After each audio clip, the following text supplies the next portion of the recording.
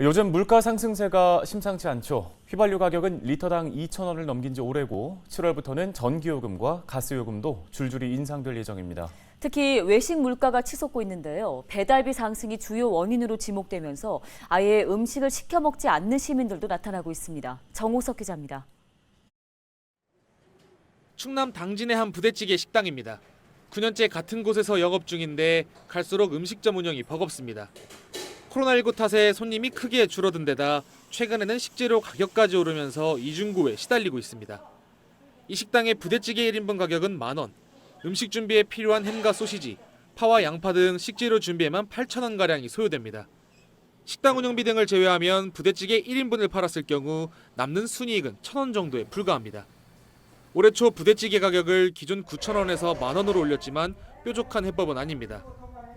햄 소시지 가격도 많이 올랐고 야채 가격도 많이 올리고 가격 대비 한 30%가 올렸는데 30%는 올릴 수 없고 한 10% 정도 올렸는데 그것도 손님한테 부담되고 그렇다고 뭐 어떤 특별한 대책이 없는데 그 뭐 저희로서는 아주 깝깝합니다.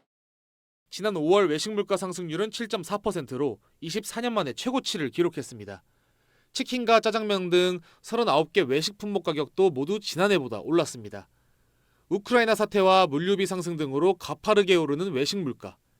배달료 인상도 외식 물가 상승의 주범으로 꼽힙니다. 기존에 1,000원, 2,000원 하던 배달비가 많게는 5,000원까지 올랐기 때문입니다.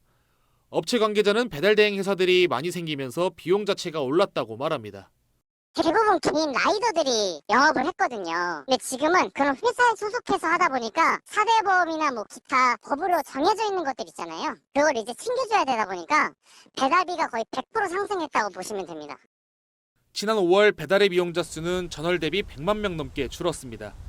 특히 배달의 민족은 1년 만에 처음으로 월간 이용자 수가 2천만 명 아래로 떨어졌습니다.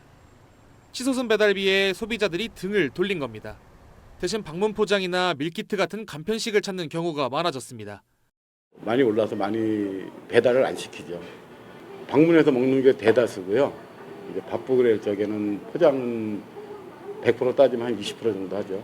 와서 먹는 게 한 80% 정도 되고. 정부는 7월부터 전기와 가스 등 공공요금 인상에 나설 계획입니다. 갈수록 주머니 사정이 팍팍해지고 있는 가운데 한 푼의 배달비라도 아끼기 위한 소비자들의 심리는 더욱 위축될 전망입니다. 헬로티비 뉴스 정호석입니다.